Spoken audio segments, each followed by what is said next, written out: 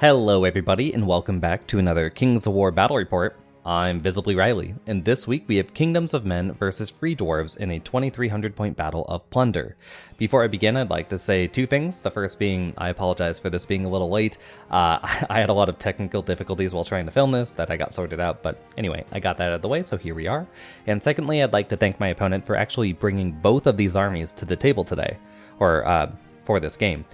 So it's something that's been on my mind lately of how do you, swapping armies around and like keeping things interesting without having, a bunch of my unpainted models on the table. So I asked if anyone would be interested in giving me an army, right? Or trading, right? Not, for keeps, just for one game. And the more I thought about it, the more I thought it doesn't make any sense for me to actually give them an army because most of the players in this area are just starting out and don't have interest in a lot of different armies. They want to play the things they actually want to play. So giving them like Night Stalkers, for example, not the best idea. So instead I just threw it out there like, I'm looking for someone to just give me an army list, bring the models and I'll play it. And my opponent did just that. So yeah, before we get into the army list, of course I gave them the option. I will play either army, it doesn't matter to me. And they gave me the Kingdoms of Men. So let's go through that Free Dwarf list. We open with a regiment of Free Dwarf Shield Breakers with the Pipes of Terror. Then we have two troops of Berserkers. We have two regiments of Free Dwarf Rangers, one of whom is the Handpicked Rangers, so has Stealthy and Elite. Then we have a regiment of Free Dwarf Brock Riders with the Brew of Strength. We have two regiments of Earth Elementals, a horde of Earth Elementals with the Brew of Sharpness, a Greater Earth Elemental, a Free Dwarf Lord with the Wings of Honey Maze, two Free Dwarf Stone Priests with the Banechant 2, and then a Dwarven ASB with the Loot of Insatiable Darkness, and Herneas the Hunter. Next up, this is the Kingdoms of Men army I have been given. It opens with a horde of Spear Phalanx with the Potion of the Caterpillar, Indomitable Will, and Pike's Upgrade. Then we have two regiments of Foot Guard, both of whom have Indomitable Will. Then we have three regiments of Militia Mob, two regiments of Fanatics, a horde of Knights with the Brew of Strength and Indomitable Will, three troops of Mounted Scouts, a General on Winged Beast with the Pipes of Terror, an ASB with the Loot, a Fanatic Instigator with the Wings of Honey Maze, and two wizards with giant paragraphs of text under them that boil down to each has a Pegasus and has replaced its Fireball 6 with Lightning Bolt 3. So with that done, let's go through the scenario. We're playing Plunder this week, and I know some of you are going, aren't you doing like dynamic scenarios now? And yes, I am. I have at least one ready to go, ready for some playtesting.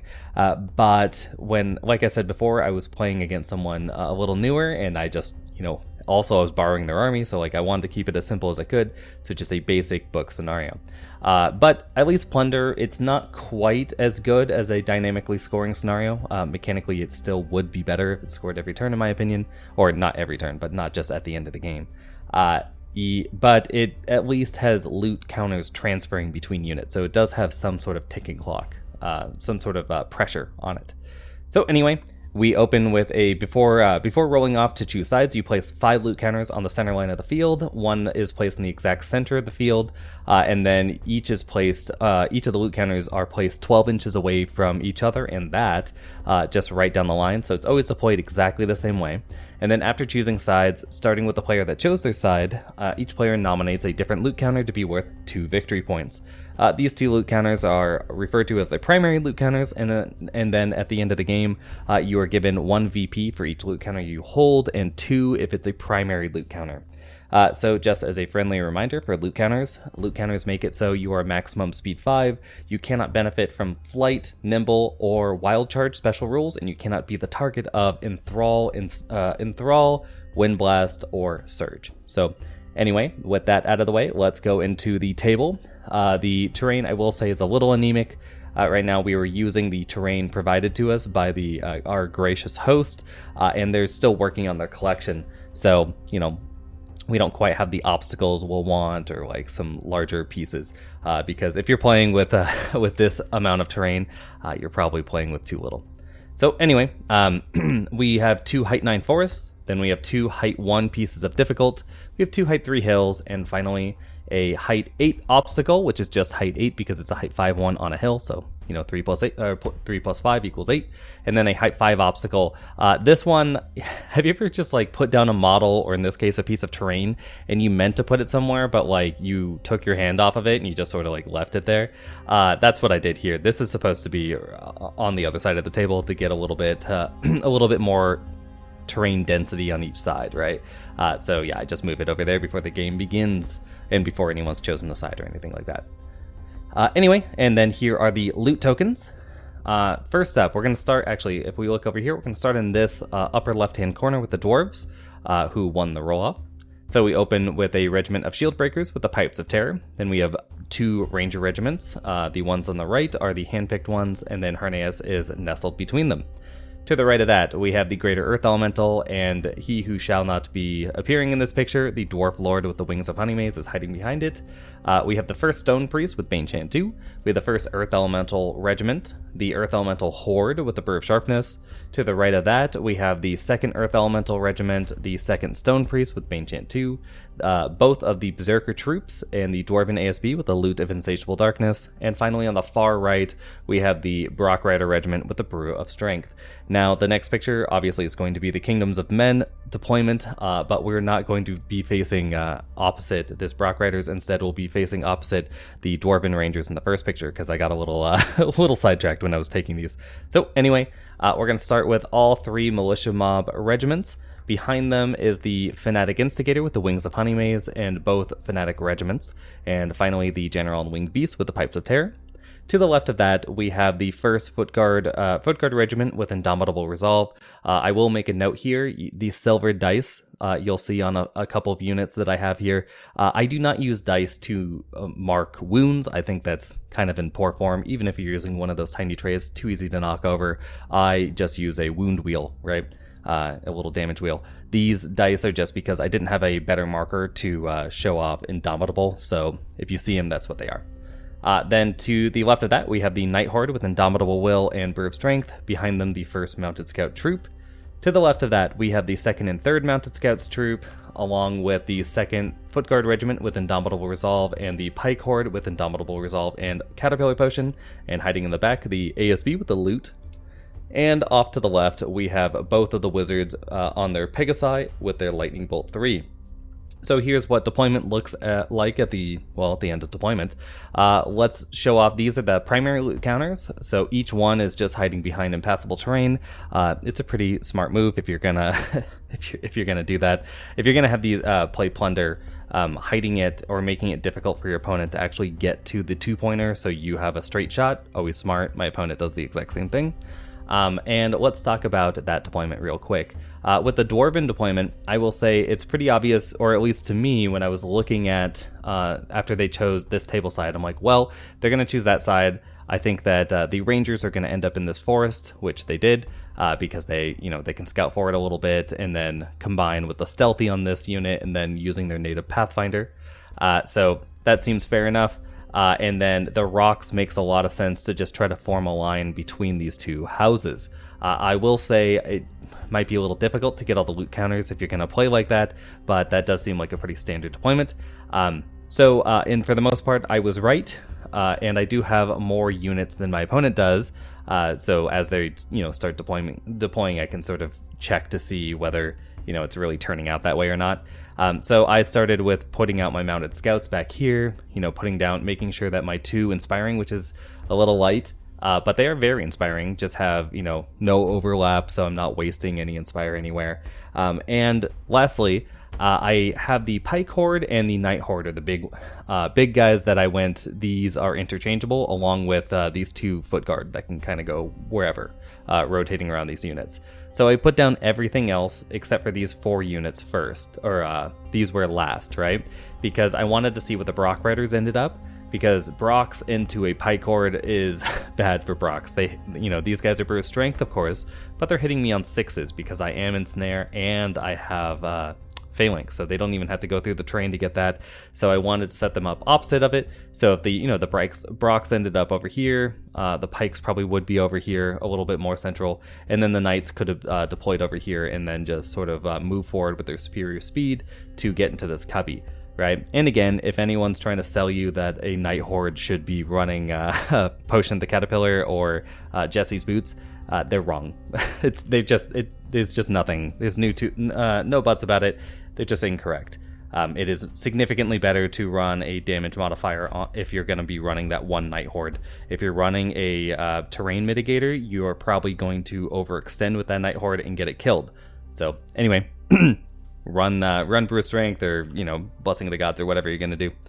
So anyway, this Knight Horde, it does end up being a little bit better for me because these Brocs are kind of out on a flank, which seemed, to be the most reliable, but I think my opponent was paying attention a little bit more to where I was going to put down my units or where I had left, right? Because I just had this big open space.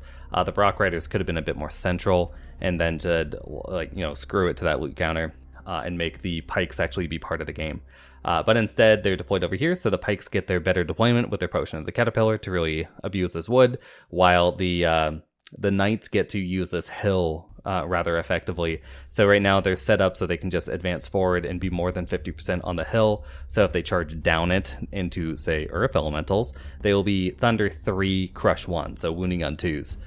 With 32 attacks on 3s, I like those odds. So anyway, and then over here on the left, I just set up like a pretty standard checkerboard with the Fanatics in the back. It's not the best matchup against Rangers because all that small arm fire is going to tear through all these defense 3 units.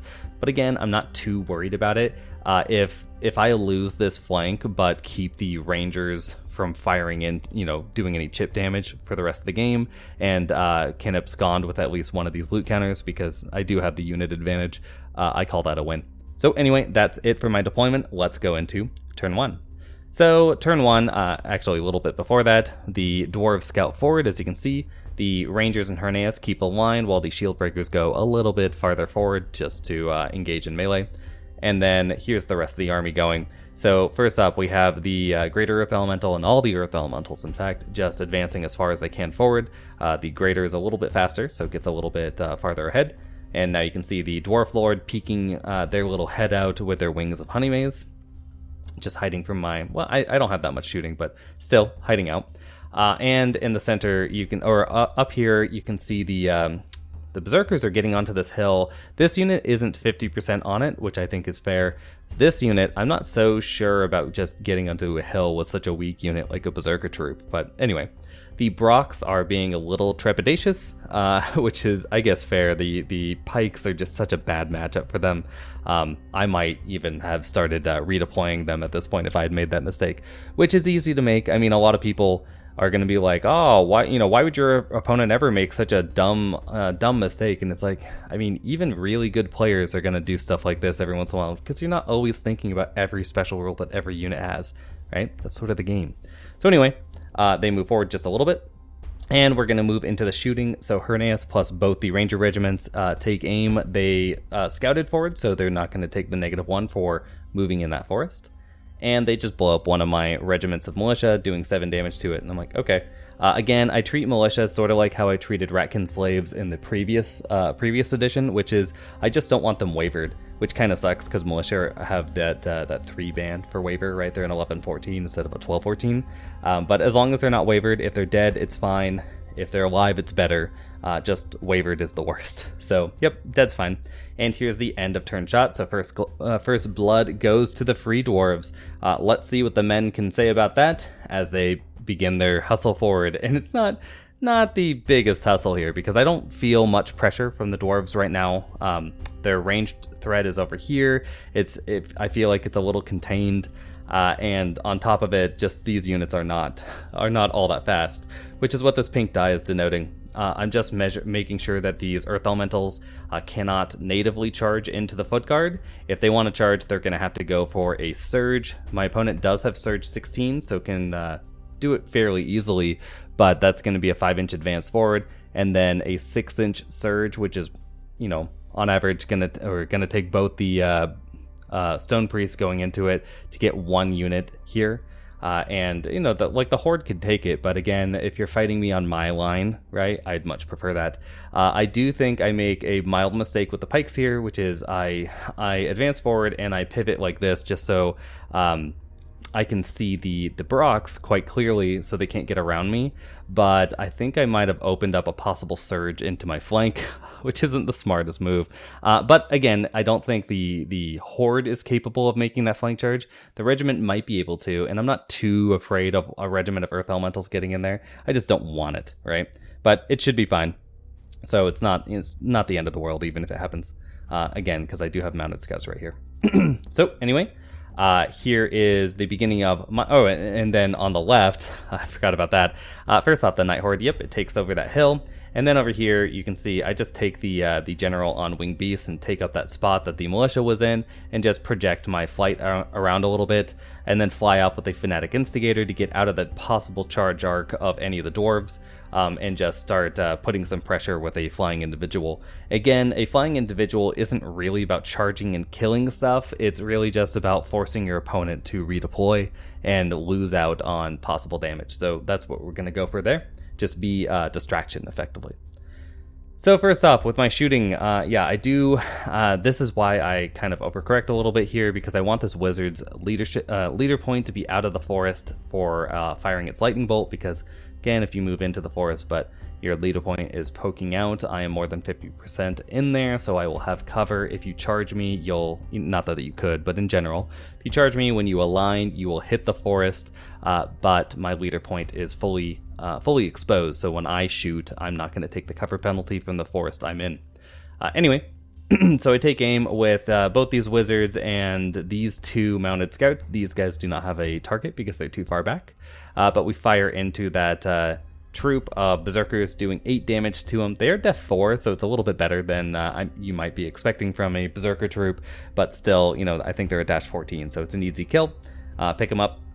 And here's the end of the turn, so both of us have lost 1 unit of probably about approximate point value. And let's see what happens with turn 2.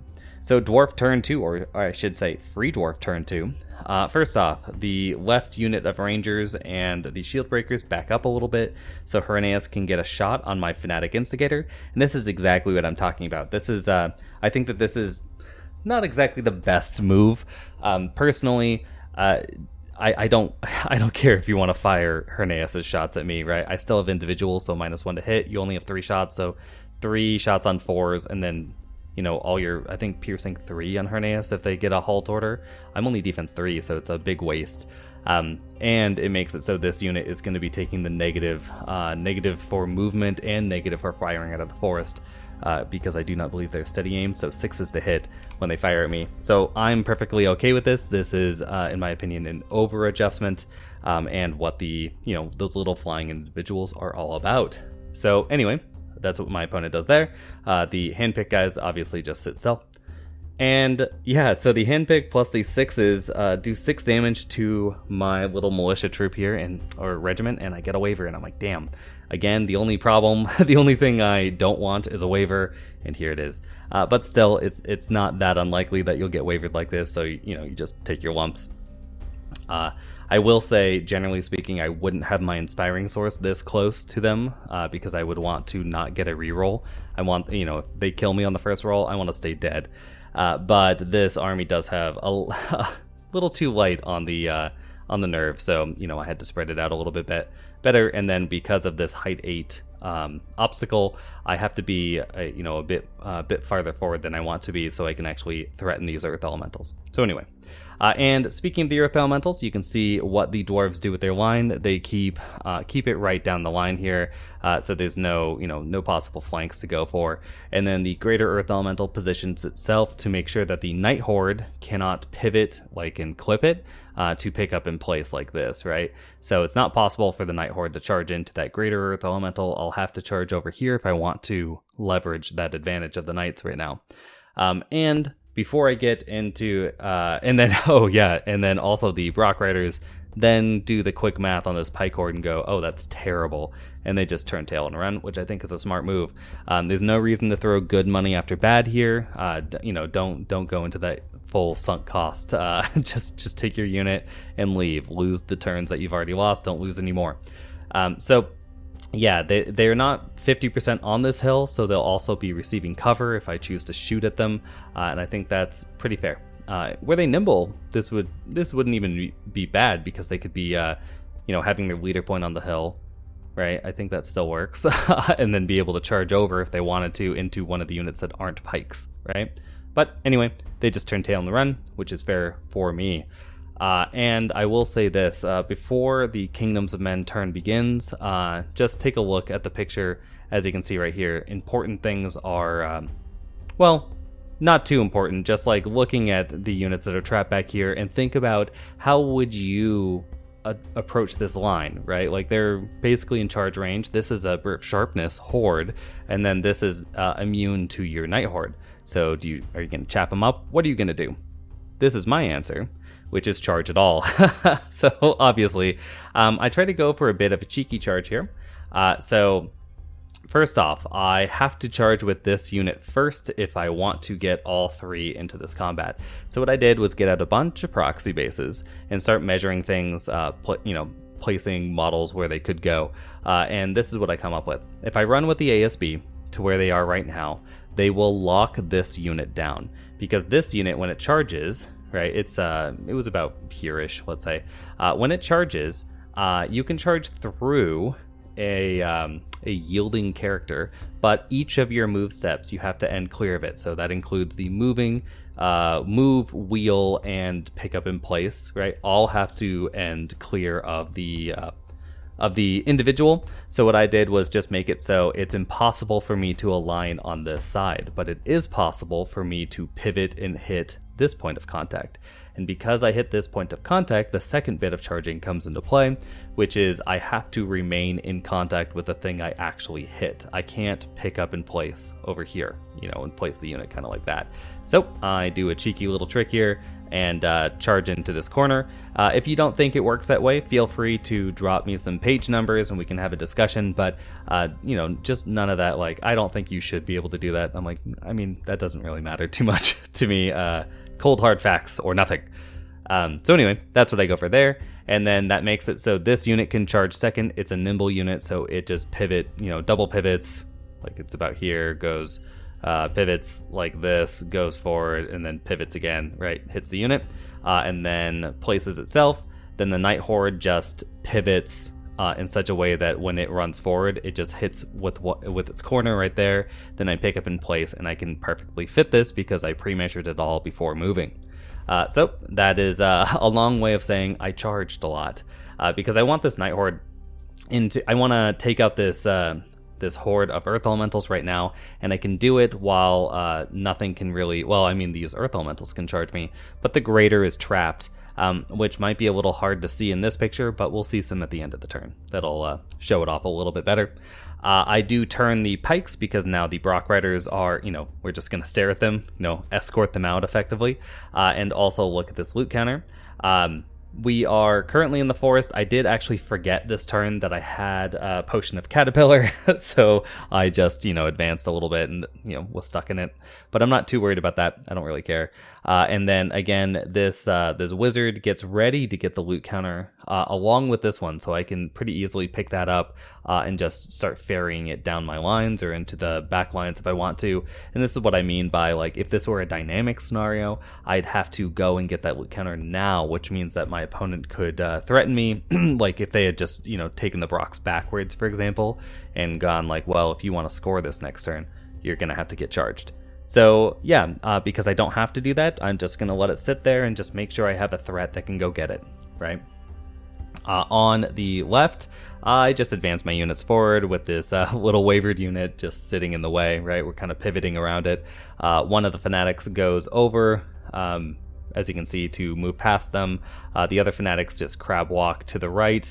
I take my Lord on, or not Lord, but General on Winged Beast and just roll on over here because it was a front charge into this Greater Earth Elemental, which I thought about just because I thought I might need to chaff it up there, but it turns out I don't need to, so I just fly on over here.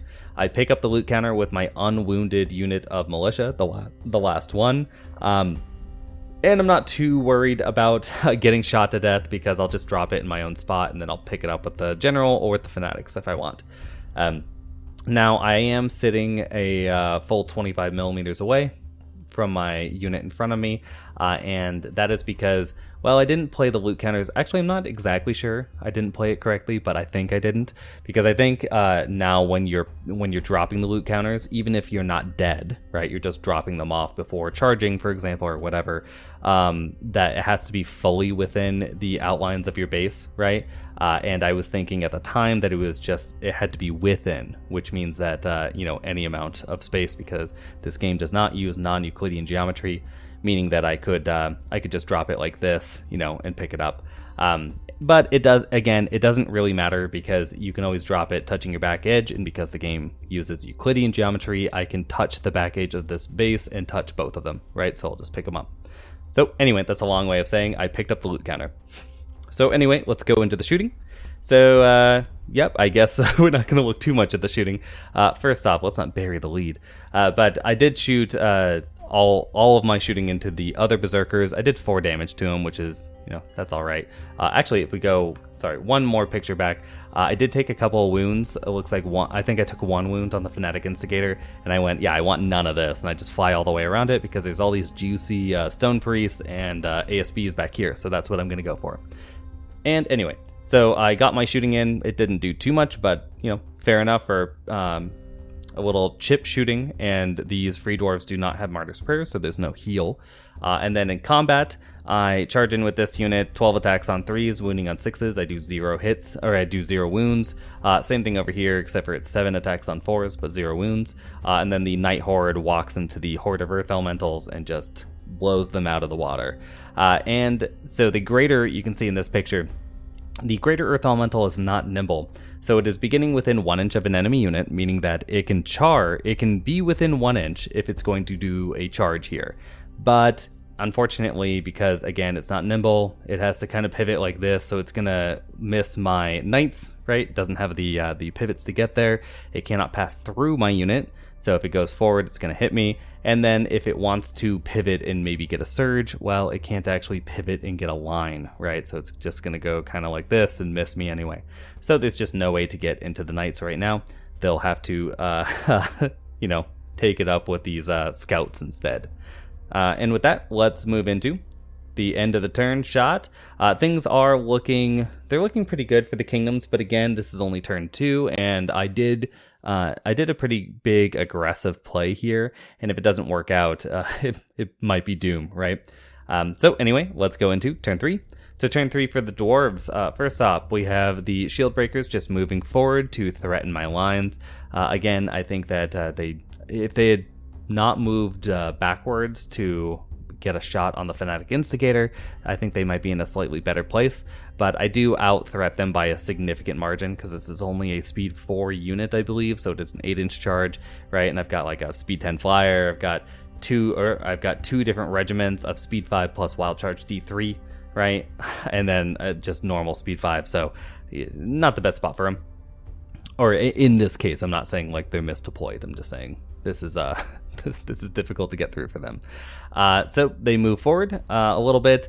Both the rangers just sit still to take aim and fire, and then Herneas decides to turn or get a halt and individual pivot to fire at my Fanatic Instigator again, and I'm perfectly okay with that.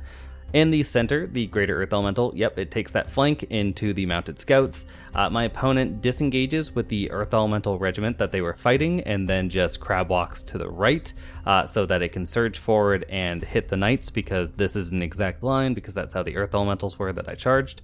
They'll be able to charge in here, or surge in there.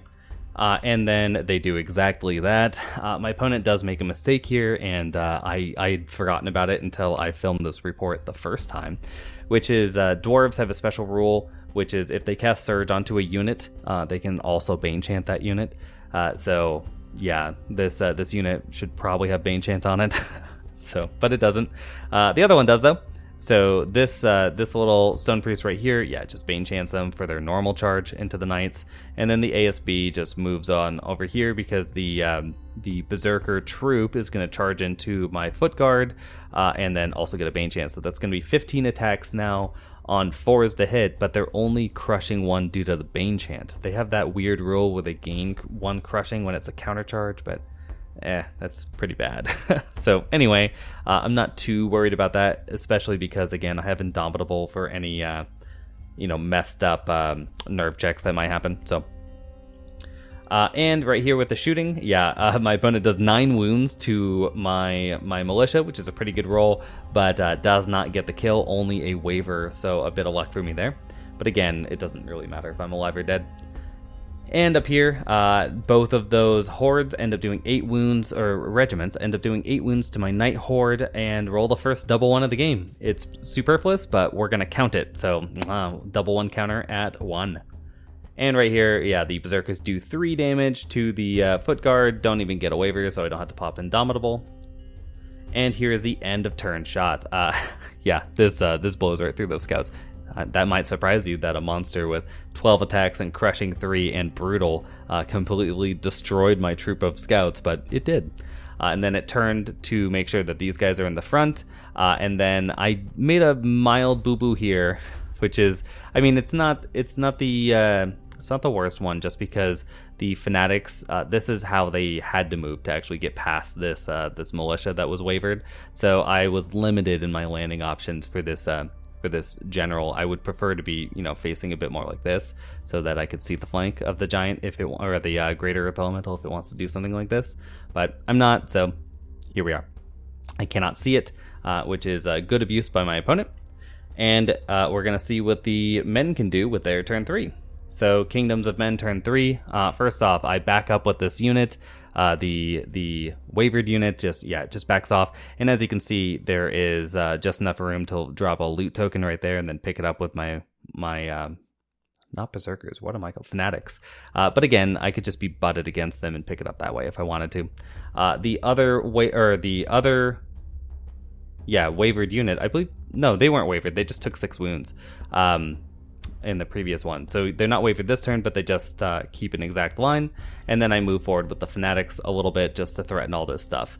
I do make, again, a slight error because I position these fanatics to look at the flank of the greater earth elemental, which is what I wanted this model to do, but in reality I should probably be facing towards the shield breakers to make sure they die, because these militia are not long for the world. But speaking of that, I do have a charge with the general on winged beast. This is why it's a little bad that the inspiring's so limited in this list, because this is what I want a general to be doing, or this model, a general on winged beast, is great at this sort of shock play, which is going into one of the regiments of rangers. The other one cannot see me. This cannot see me, so at best it's Herneas and this unit, trying to fight me off. So I'm all about that, just shutting down their shooting, hopefully getting a waiver, because again, free dwarves are not headstrong, so waivers are good here. So we're gonna go for that, and then we send the foot knights into the front of the greater earth elemental, just because I doubt the greater earth elemental can do much to me in one round. I can pick up the loot token, start ferrying it backwards onto some of my backfield units if I want to. The knights take a charge into this rightmost regiment, because if we go back a little bit, it's not the best picture, but the greater earth elemental, if it disengages from my knights, it doesn't have a charge, or from my foot guard, it doesn't have a native charge into my knights, and then is also blocked up by, I believe, the foot guard for a possible surge charge there. So they might be able to do it. Oh, yeah, they blocked up by the Fanatic Instigator, because this unit can no longer disengage far enough backwards to allow that greater to get in there. So that's what we're going for. And speaking of that, my knights, they go into the regiment right here. The Fanatic Instigator goes into one of the Stone Priests. I throw one of my wizards away because screw them. Again, this is one of those gargoyles are the best chaplain. No. Wizard on Pegasus. It's the exact same points as the gargoyle, but way better. So, I just fly over here to annoy these Brock Riders. Now they cannot charge into my Night Horde if they want to. They're going to be stuck there. So I'm just going to try to blow through one of these regiments real quick. I do have a Bane Chant, right? And I'm native Crush 1 due to the Brew of Strength. Just blow through one of these, buy a turn, kill the other one, turn to face, right? So that's going to be the plan. and then the Pike Horde goes into the flank of these Berserkers. I again forget that I had the Potion of the Caterpillar for a little bit here, so it's going to be hindered, but it is 60 attacks. It should be 60 attacks on 4s, but I treat it as 60 attacks on 5s, and then 12 attacks in the front on 3s, and all of that wounding on 4s. So I'm fine with that. It's probably going to be fine.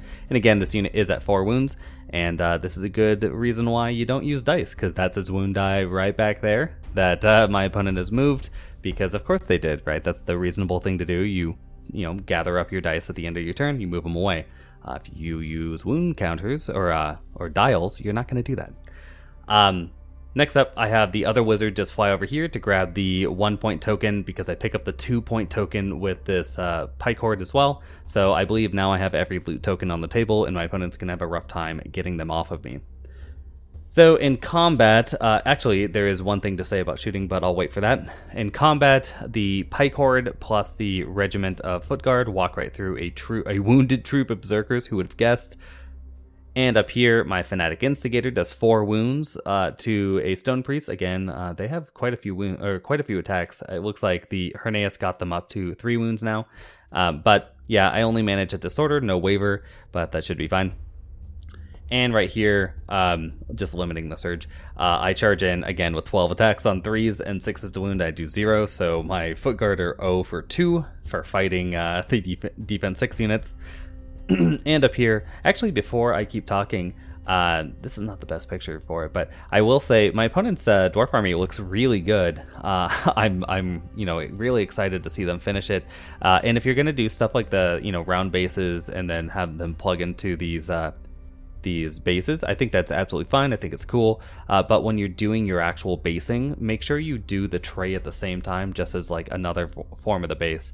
That way, like in my opinion, I wouldn't even put the dwarves on it. I would put all of these bases in, so when I'm doing my dry brushing or whatever technique I'm going to do, and then putting in my my tufts and all that little added flavor, I can then just plug my dwarves in and they'll always look right.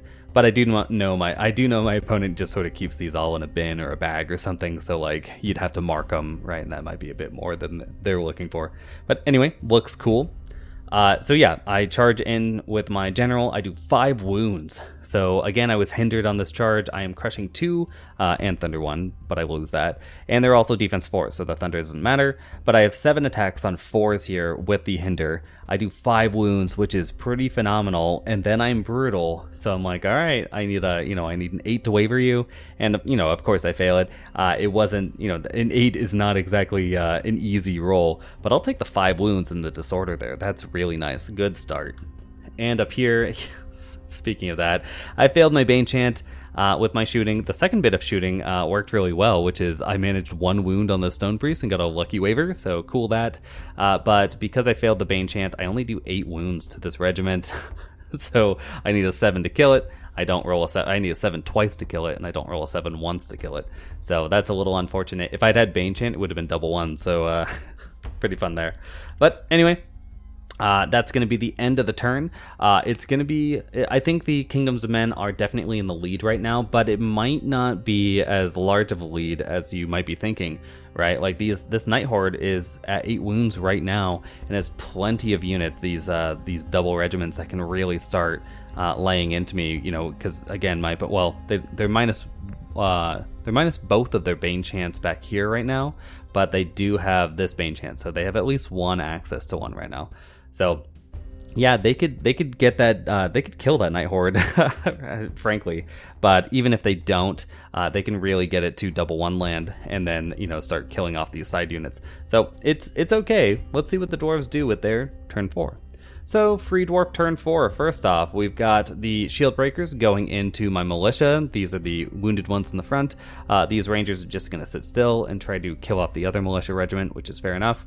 Herneus then joins in with the wounded Rangers to fight my General and Winged Beasts. I do think that this is a pretty good use of Herneus because, again, Pathfinder, Herneus is pretty difficult to take down with defense 5, and then I think a 12-14 nerve. So not the easiest little bugman to take down, but does offer 3 attacks, I believe, on 3s and crushing 2, and a regiment of rangers are crushing strength 1, so they're fairly decent in a fight with 12 attacks on 4s.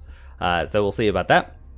We have the Greater Earth Elemental countercharging into my foot guard using rubber noodles, and then we have over here, you can see the Brock Riders are like, yeah, we don't care about your wizard. We're going to kill the Fanatic Instigator, and I don't hate this move. The wizard doesn't really matter right now, and I think the Fanatic Instigator is a bigger piece of disruption. So I don't hate this. I think it's probably the better move, just to pick up that piece, take it off the table, because you probably will. You know, the Fanatic Instigator's already at 3 wounds, and you have 26 attacks on 4s, wounding on 2s. Fair. Then we have both the regiments of Earth Elementals going into the Knights, again the Wounded Knights. And then here's an interesting play that I forgot to mention because I've forgotten it each time I filmed this, by the way. The Dwarven Lord was just sort of like chilling in my backfield and went for this rear charge, and I like charges like this where you sit there and you go like, okay, so what is the math on Earth Elementals, right? So that's going to be 18 attacks on 4s, so, you know, the mean 9 hits, right? And then you're wounding me on 4s, so let's put it at 5 or 4.5 wounds, right? Putting me at 12.5 wounds, and then you have the Dwarven King swinging in, doing 3 hits, and then getting like 1.5, or yeah, well, 1.5-ish wounds, right? So, you know, that's going to put me at that like 16-ish range, which is enough to get a waiver. Again, Indomitable is broken, so... but still, it's a good move to knock, you know, essentially an 8 into like a 6 territory. And again, the mean isn't all that matters. You can easily get a +2, you know, +2 per unit, or +3, or, you know, minus. And there's just no reason not to go for it, because I'm not going to go after the king with the Night Horde, because if they do, right, I'm going to get charged here, and the only thing I have that can threaten the king right now are these mounted scouts who don't even have thunderous charge, so probably not going to do anything to that. So I think this is a fairly safe charge with the king into the rear here, and yeah, I like it. So let's see what happens. First up, we have the Rangers. Yeah, they pick up that unit. They don't do too many wounds. They did 5 there, so I guess that's actually pretty good, right? They, you know, if they got 12 shots on 4s with elite, they, you know, on average hit like 7-ish times, and then translated 5 of those on, no, it was on 3s to wound. Okay, so it's not that bad. It's not that good. It's absolutely fine. Yeah, they pick up that unit. And right here, yeah, the shield breakers do the same to the other militia, so I'm only down to fanatics over here. No more militia to speak of. And up here, the Greater Earth Elemental manages 4 wounds onto my regiment of Foot Guard, but it's not enough to waiver them, although it almost was with the Brutal. And the Brock Riders, yeah, they walk right through my Fanatic Instigator, just big hits. And right here, I will say we messed one thing up, right? Which is my opponent has a waiver token right here. It's just so important, and sometimes I'm, you know, I do this too, and I have to take stuff back, but I didn't even notice until, I don't know, I think another turn or two, at least one more turn. But this is a waiver token next to this model, right? And then it casts Bane Chant, and it's like, yeah, as the opponent, I did the wavering, so like I should be paying attention to that, but it really is important if you want to clean up your play to make sure you're looking at your tokens, right? So going like, oh right, I can't Bane Chant, because while my opponent did not do this with malice, obviously they weren't really trying to do that, someone might read it like that. I didn't. I let it go and was like, yeah, I don't really care about that, because they noticed on the next, I think after this combat, and was like, oh shit, do you want me to re-roll it? And I'm like, even if you had killed the unit, I would not. It's fine. But they do get the other Bane Chant here. Spoiler alert, my opponent hits every Bane Chant this game that they're trying to go for, so bad for my knights, but good for my knights. They get me up to 13 wounds and double one it again, so that's double ones too, and both of them have been on the Night Hordes, or the Night Horde. So funny for me, probably bad for my opponent. And with that, let's move on to the end of turn shot for the Dwarves. I think they're not in a good position right now, but they're not in the worst. Because again, I've been having trouble punching through this defense 6, and I only had the one Bane Chant 2 with no rerolls to really add to that. The Knights are on their way out, and I'm still not doing too much over here. I will say because of that 5 wounds there, the general on Winged Beast also, I think it took like 2 wounds in that combat, so it's just grounded right now. It's not wavered or anything, so I'm looking forward to at least getting a waver, possibly a kill, right? Because now it's a countercharge, 7 attacks, hitting on 3s, winning on 2s. So yeah, the dwarves are not exactly in the best place, but they're not in the worst. These guys did overrun forward to just stare right in front of me. A lot of people get this rule wrong as well, which is when they think when you overrun, you have to stop an inch away. That's not true. When you are reforming after combat, including the overrun, you can be within 1 inch of an enemy unit. You just can't be touching it. So they are just barely not touching me. Not touching you, not touching you. So anyway, let's move into Kingdoms of Men turn 4. So Kingdoms of Men turn 4. First off, yeah, we'll just close that from, an infinitesimally small line to just none. I charge in with my Fanatics. These Fanatics roll a max charge, and I'm like, ooh, I got this juicy flank right here, but I decide to go for this riskier play of going into Herneas. And honestly, I don't know what I was thinking with this. There's no reason. I don't care about what's going on over here, right? If they're going to keep fighting the general, that's fine. But I decide that to protect this loot token worth 1 instead of going after this loot token worth 2. And that's because I think I can ferry it back pretty easily. Because I drop it with the foot guard, I pick it up with the mounted scouts. The only thing right now that can threaten them is the Dwarven King in the backfield, and I'm not too worried about that, right? Low number of attacks, I'm inspired, so on and so forth. So yeah, I go after this long bong play into Herneas because I can get the overrun. Originally I did this charge because I was going to have the General and Winged Beast also charge into it, but this unit's actually slightly in front of this unit, so I'm like, well, if I get the overrun, right, like this will go directly forward and align to this unit, not these guys, so I kind of want to just knock out something I've already wounded. So I just go for the greed play and go there. Then we have the foot guard going into the Greater Earth Elemental, just chilling there.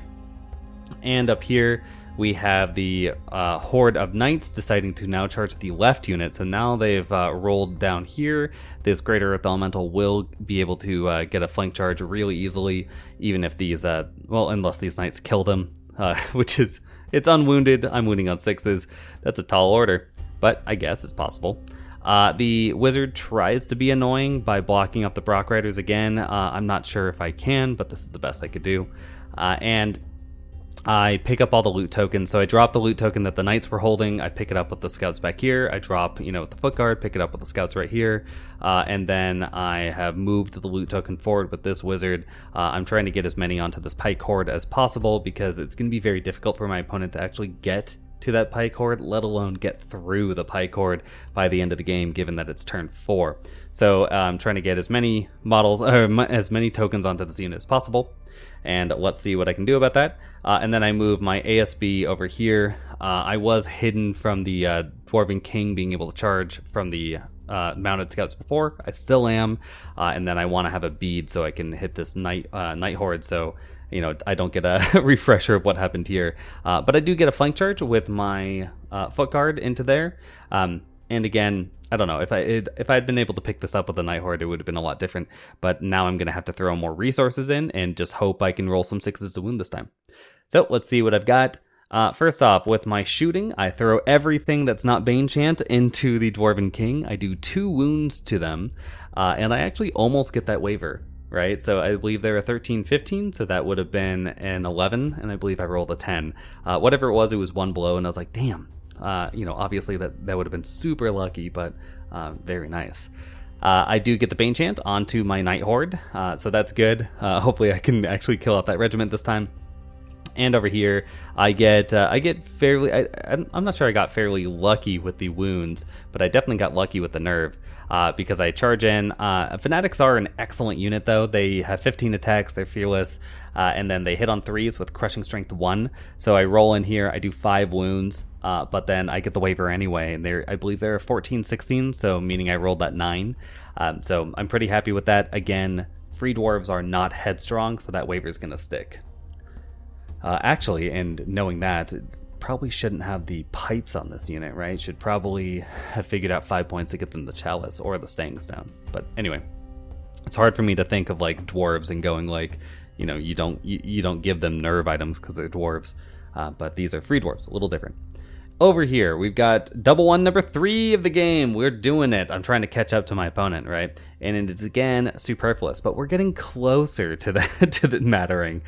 So I charge into the flank here. I've got 24 attacks on 3s, wounding on 6s. I do 3 wounds, which is whatever. But I need a 4 to kill, and I roll double ones. So meh.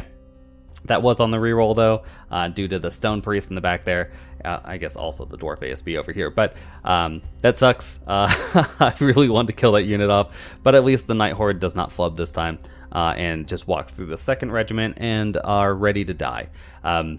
I don't know if killing this regiment off, this regiment of Earth Elementals, is that important. As long as I can kill it off in my next turn. The only big thing, like, it doesn't save my Night Horde because of that greater Earth Elemental over there.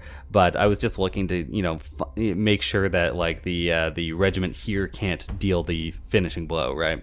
So anyway, just to force my opponent to use real resources to try to kill these guys off finally.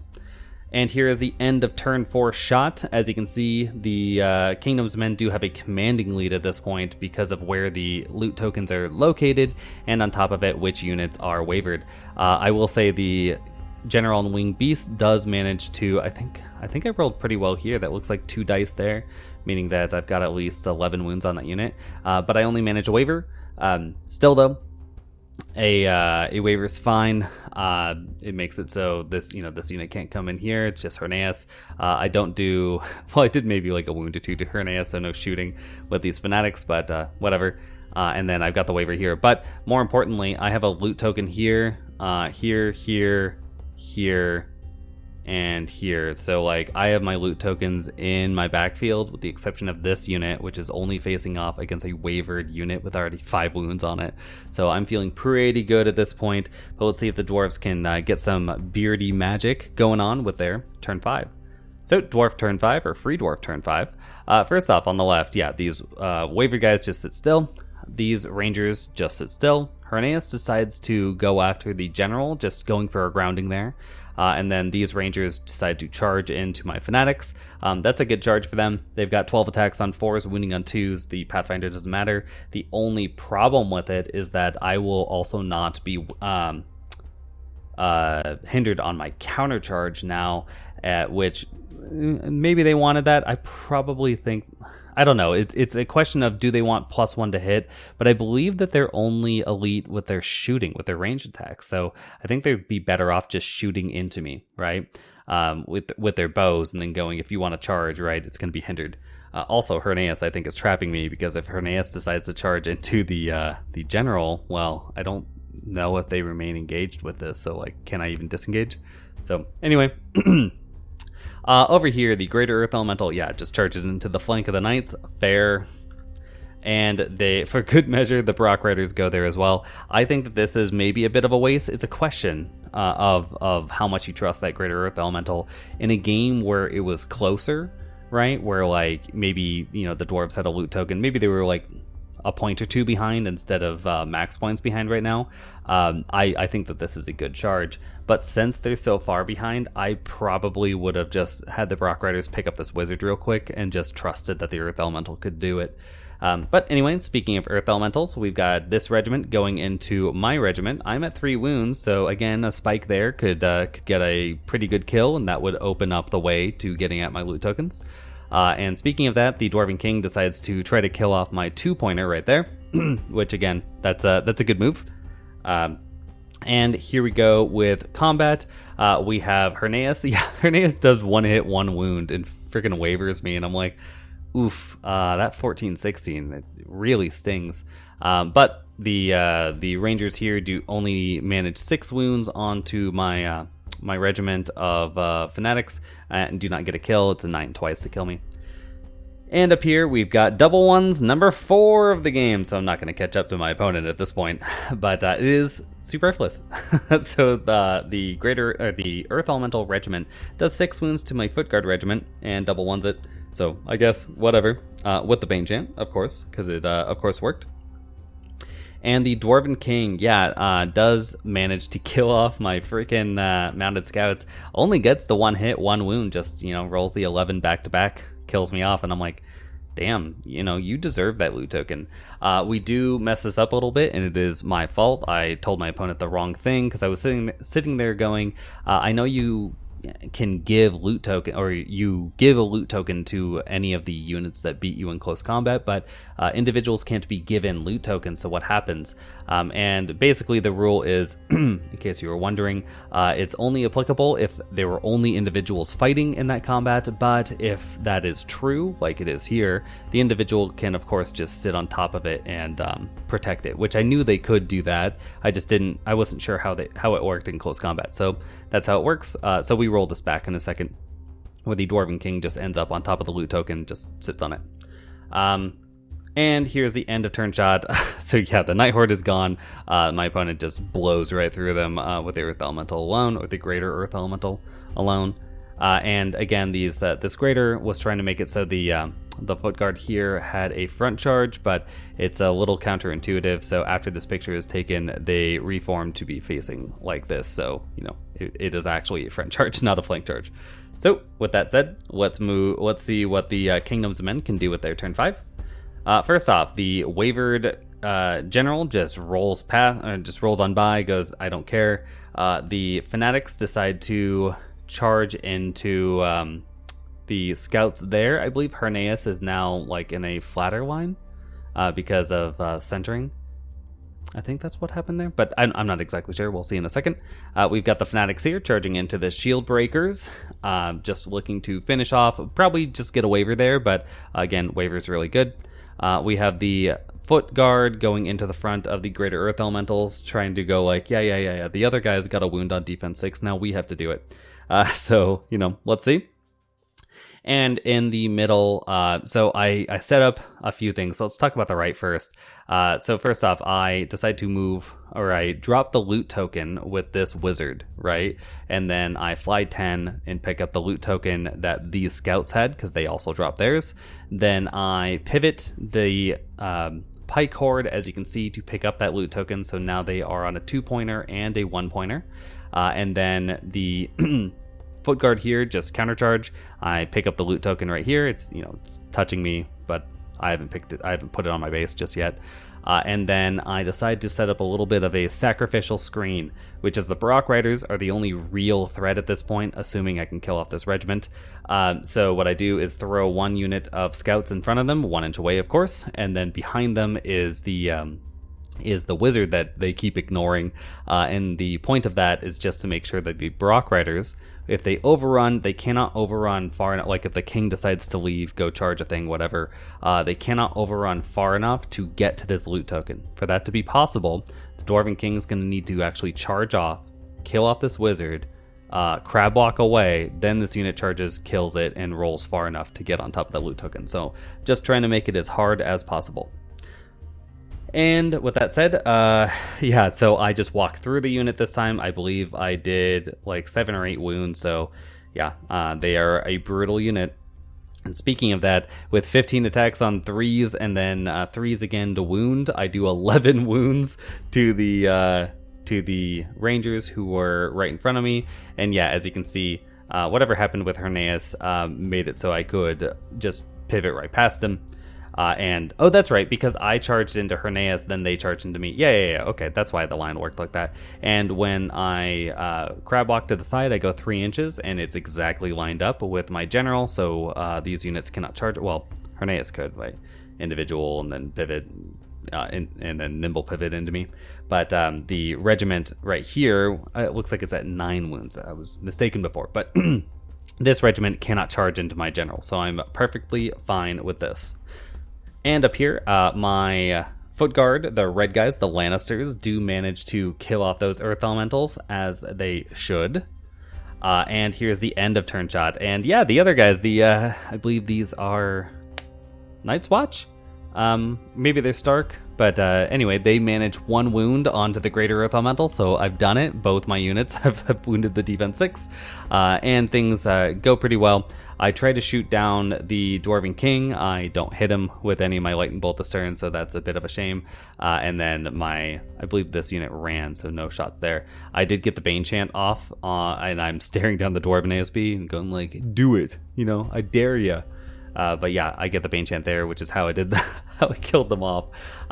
And things are looking very commanding, but let's see if the Dwarves can, get a bit of dignity in their turn 6 and maybe turn around their turn 7. But first, we'll have to do turn 6. So the Free Dwarf turn 6, first off, we've got a double charge into these Fanatics from Herneas, and the handpicked Rangers are gone, so these are just normal Rangers. Like, these aren't even Herneas' friends. But they're going to try to kill off the Fanatics real quick. Then we have the Greater Earth Elemental trying to kill off the Regiment of Foot Guard right there. They're at 4 wounds right now, so it's a tough order, but they could do it. We have the Brock Riders deciding to kill off the scouts in front of them, because why not? The Dwarven King decides to not go for this play right here. Again, I'd probably go for it. It depends on if you're trying to minimize pain or maximize victory, right? I tend to try to win games, and then, rather than force out the best draw I can get or the best loss I can get if it comes down to that. But anyway, they decide not to, which is a perfectly reasonable thing to do. Maybe they looked at the Brock Riders and figured out they run right past the loot token just barely, so they can't pick it up anyway.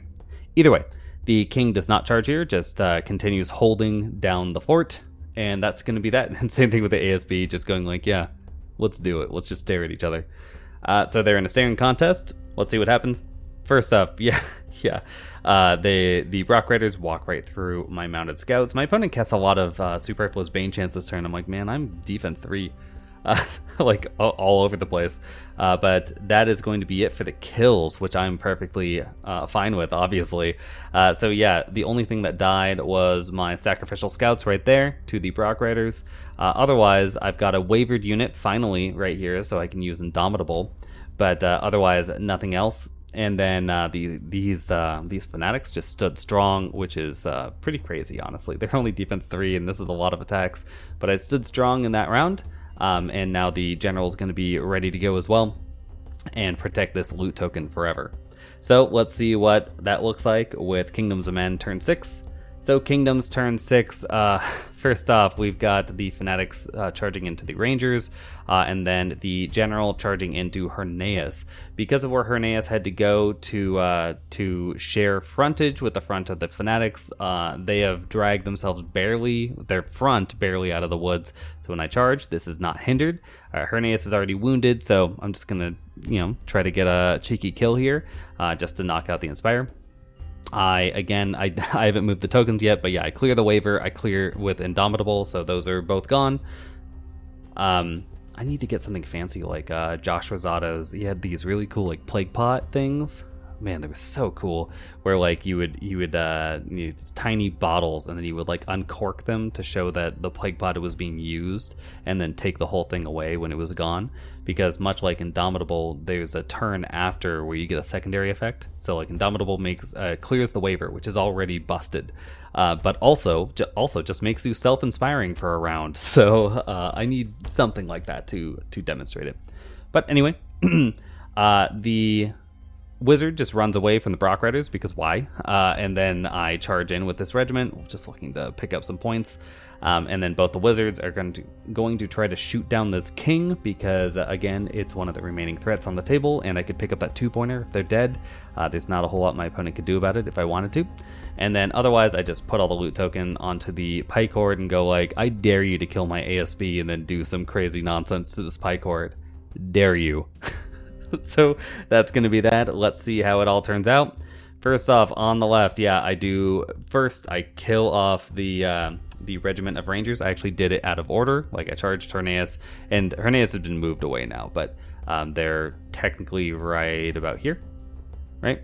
But they definitely had some wounds before, and again, I think those might have been moved due to using dice as wound markers.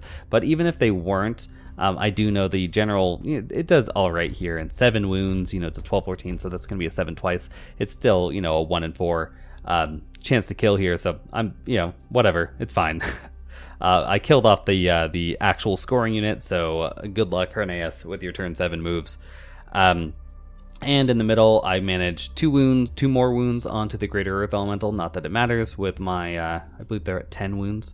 Foot Guard Regiment. I get 6 wounds onto the Brock Riders, which I'm pretty happy with because it knocks their Thunder off. So they're going to be, you know, if there's a turn 7, that's 26 attacks on 4s and then 4s and 4s with Vicious, which I might be able to. I might be able to weather that. I do also still, again, have Indomitable, so if they waver me, I could just countercharge again. I do 1 wound with all the Kingdoms of Men's Lightning Bolt, and all my horses, well, my flying horses. I do 1 wound here, which isn't enough. I don't roll the insane nerve check this time. And here is the end of turn shot. So just real quick, because it is the bottom of 6. We have 1 point on my berserkers over here, so that's gonna be 1, and then I have 1 point on none of them because my wizards have dropped them all for pike hordes, and then I have a 2-pointer, a 1-pointer, and a 1-pointer, right? So I'm going to be sitting on 5 of the possible 7 points right now, with the dwarf holding the others. It's a very rough spot for the dwarves on their turn 7. They really needed that big turn 6, but it ends up not mattering because that is the end of game shot. So it is going. That's a terrible 5. So it's going to be a 5-0 victory for the Kingdoms of Men, and a pretty good one there. I will get into the conclusion and list discussion right now, just because there's a picture, of the battle, so it's a little fair. I will say Kingdoms of Men I think they're one of the best armies in the game. Fight me. But this is sort of why I think they are. They can bring a couple of bruiser units, but a lot of people look at them and go like, well, they're not as good as X, Y, or Z, right? Like, their knights aren't mounted suns, or their giant isn't a greater earth elemental, or whatever the thing you want, right? They don't have Frostfang Cav, but that's not really what they're about. They're more like goblins. And that they're hyper efficient with all their units. Granted, not everyone can be real goblins, because goblins are very good, but kingdoms are also good, which is they get a lot of these hyper efficient units, and then they get a couple of expensive, just big blocks. And as the game goes on, you basically, like, the way I use a Night Horde is just to kill as many things as possible before they go down, right? So if they're punching above their weight, and I'm not talking about point value, right? I'm talking about taking out scoring units, taking out important support pieces, right? So like Dread, stuff like that, Morgoth. If you can start taking those down with your Night Horde before they go down, right? You get three-ish units, I would say. 3, of medium importance, or maybe like 2 very important units.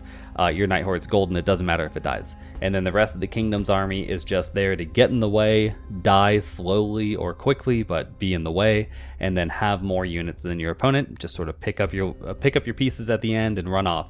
You're not going for those big meaty 20-0, right? Like, you have no models and I have all my models kind of victory. That's not how they work. So yeah, it's a little interesting that so many people that played like Empire back in Warhammer don't get that about Kingdoms, I've noticed. But that's how I see them. I think they sort of demonstrated that in this game.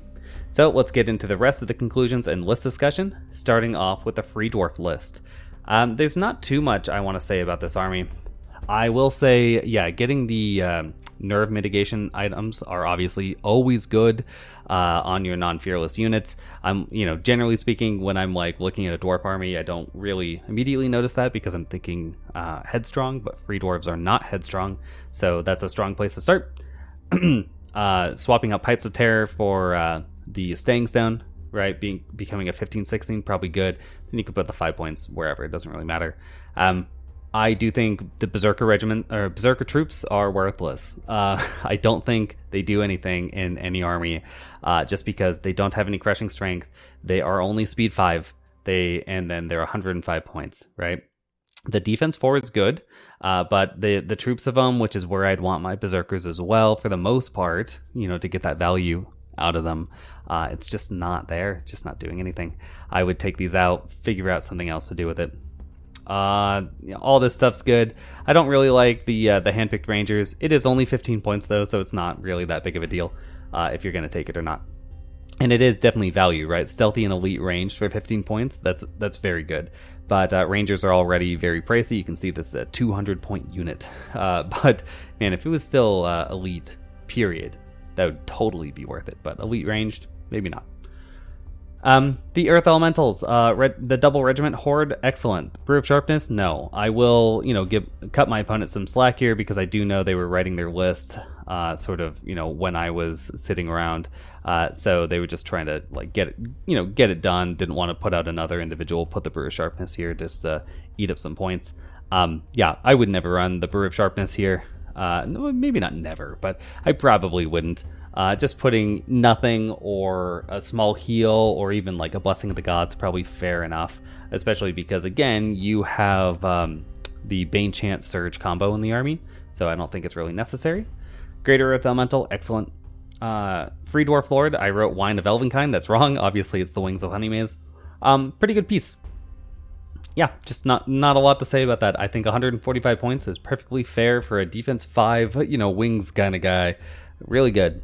Is this also Pathfinder for them? That'd be awesome. But the Free Dwarf Stone Priest, obviously really good.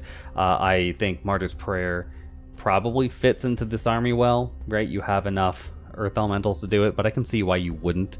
Trying to keep these support pieces at least slightly hale, right? Ready to go. So, fair. Dwarf ASB, loot, good. And then Herneus the Hunter. I do think Herneus is fine, but I'd probably swap them out. I can't remember what the unit's name is. It's like Sverli or Svenli or whatever it is.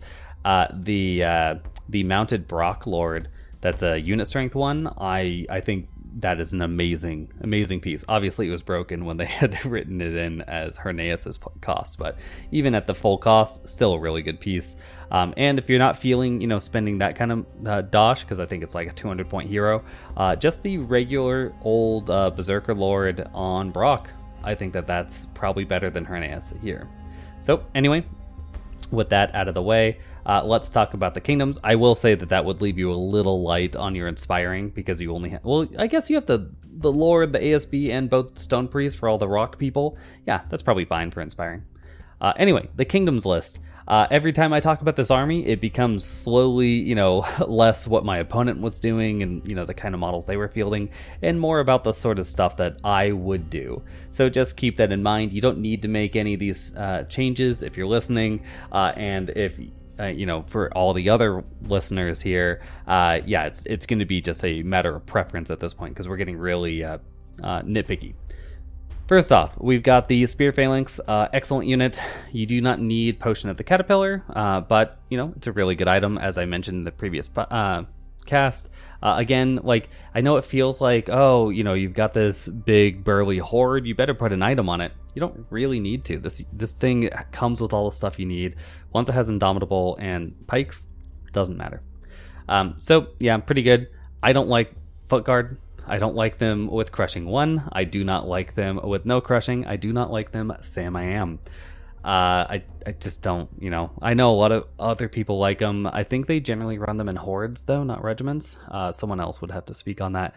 But yeah, I'm not a fan. I'd rather have Fanatics. Militia, great. Fanatics, great. Night Horde, perfect. Mounted Scouts, really good. I really like them, but again, you could run the melee ones. They would have done better for me in this game if this had been the melee variant instead, but that's a choice, right? The General and Winged Beast. This worked really well, but I will say, in general, I just say, put the Pipes of Terror on heroes like this. It's a really good item, but I might swap that out for the Staying Stone to make this a 15-16, just because, again, it needs a bit of waiver mitigation. If you could find the 5 points, obviously getting the Chalice would be better, but, again, I think that fewer items equals better army in Kingdoms here, just because you're going to be buying a lot of Indomitables all over the place, so meh. ASB with the loot, excellent. I would love to have a second. Fanatic Instigator. Now, when I talk about this in the reports that I've seen it, I'm always surprised by how good it is, but I would still cut it. It's 85 points base. At its baseline, no items. It's the same as a wizard on a peg, and those are just not equivalent. So, I would cut it. You need another inspiring in the army. 2 is not enough, especially when 1 is a flyer and it's just going to leave. So, yep, cut it, get another, maybe another ASB, give it the Zephyr Crown to get Wind Blast 5. I think that's a really good item. You might not be able to get enough out of that, though. You could just go with another wizard and give it the Inspiring Talisman, get another Lightning Bolt if you wanted. That would be perfectly fine. And then, of course, the wizards are excellent. I will say, speaking of wizards, one thing I did notice about this army, Free Dwarf Stone Priest, the Conjurer staff is like made for these because they can cast Banechant after they cast Surge. You actually get to use the Conjurer's staff twice. So you can use it on the Surge, and then you can use it on the Banechant. So really, really premium item on them. Maybe look at that. But anyway, that's gonna do it for me. I hope you guys liked the broadcast, and I hope it worked this time. And until next time, bye.